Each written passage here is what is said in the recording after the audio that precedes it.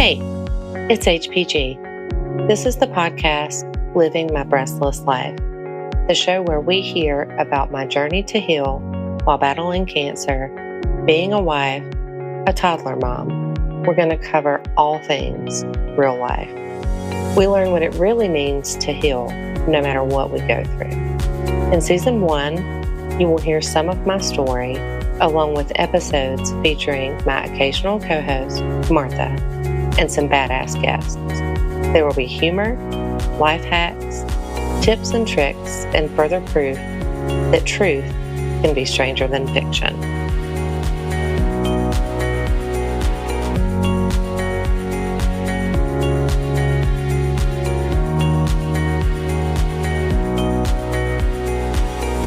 After realizing I would have to complete chemotherapy, I was told it was time to get a port.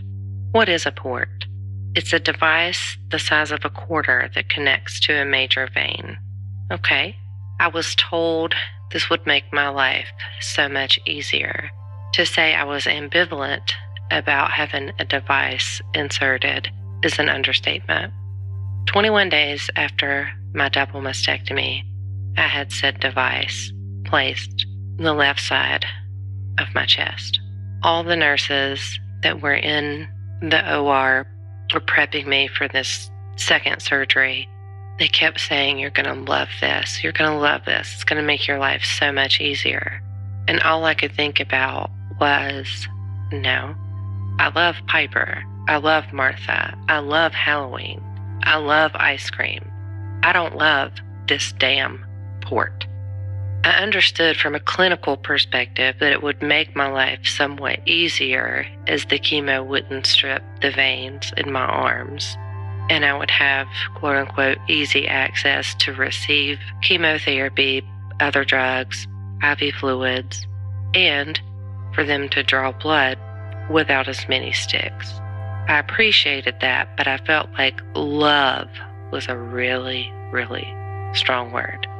The procedure itself was pretty simple in comparison to what I had gone through 21 days before. Came home, put a little ice on it. To describe it, it kind of felt like I had a coffee straw poking in my throat. A couple days later, I didn't really notice it was there. But what I did notice was I felt like I was a patient. I was now a cancer patient. It sealed the deal. It was solid. I was a cancer patient. I have been a medical social worker for 2+ decades. I have needed a social worker now twice in my life. The first time I needed a social worker was when my dad was on a ventilator in ICU, transitioning to hospice care. When I asked for a social worker, I was told that she had died.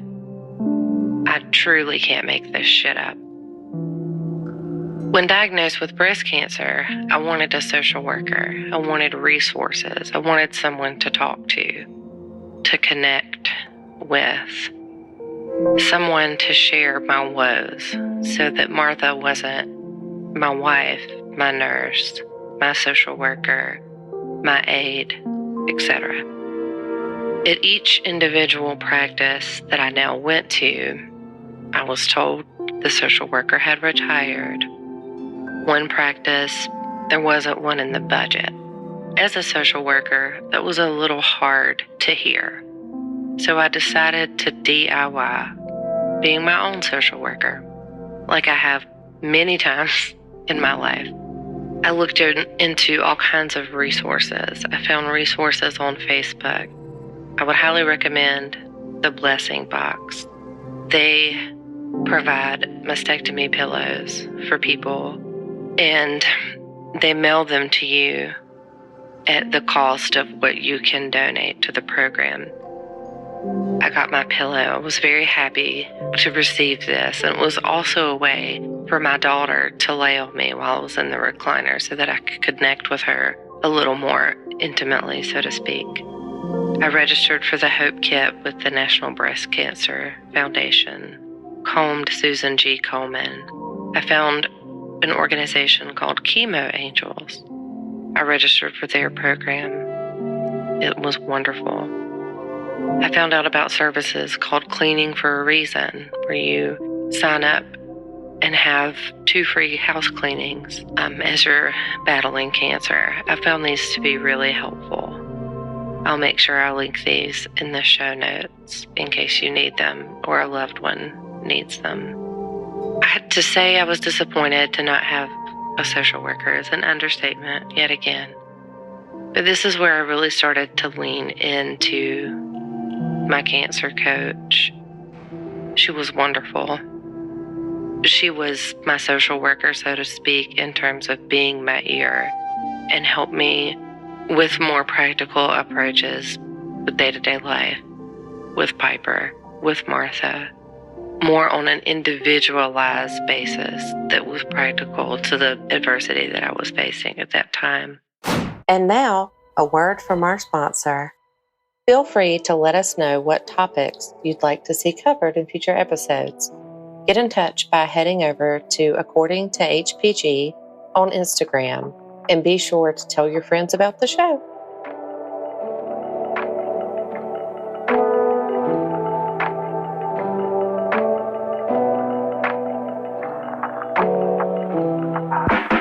There was a time when I thought I could record, edit, and publish everything myself.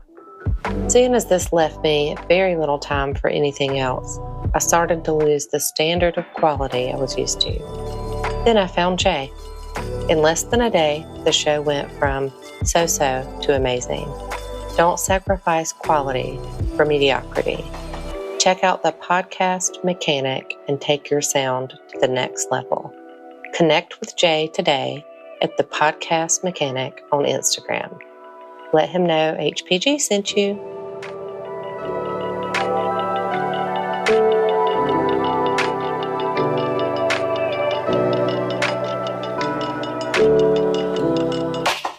And now, back to the show.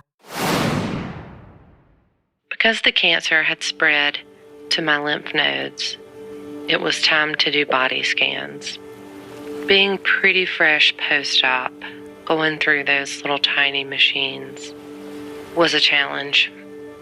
I think the biggest challenge was the anxiety that I felt of what if it had spread? What if it was in another part of my body? From what I had come to learn, one little cell can float to another part of your body, and that's where you will hear the term metastatic cancer or stage 4 cancer. At this point, I had invasive ductal carcinoma, stage 2B with lymph node involvement. So I go through the scans and I wait. They have a term that I've come to know called Scanxiety, and that is very real. I am a lover of the portal, the patient portal. I want information, and I want information fast. So I check it. We had been home maybe 15 minutes from all the scans. Everything looked good, according to Dr. HPG, except for this very large pelvic mass. I called the nurse right away to inquire. She said, "Did you read the portal?" I said, "Of course I did. You've met me, right?" So she schedules an appointment for me to come in and have an ultrasound and have my doctor take a further look. So the port is in place. I have my first appointment with my medical oncologist scheduled, chemo education scheduled. Oddly enough, all on the same day that the ultrasound was to be performed to look at this mass. I've heard a lot of people say that waiting is the hardest part of a disease like cancer, and I would have to 100% agree with that. While I was waiting on all these new things that had been introduced to my life and questioning what this mass could possibly be, I focused on the things that I do love: Piper, Martha, Halloween. I had went back to work full-time from home and was focusing on healing from my surgeries, along with healing my mind and soul as well, while I wait. Thank you for listening to this episode of Living My Breastless Life. We hope you enjoyed this episode, and if you did, please leave a review, download, and follow on Apple Podcasts, Spotify, or wherever you listen to your podcast. Go get your mammograms.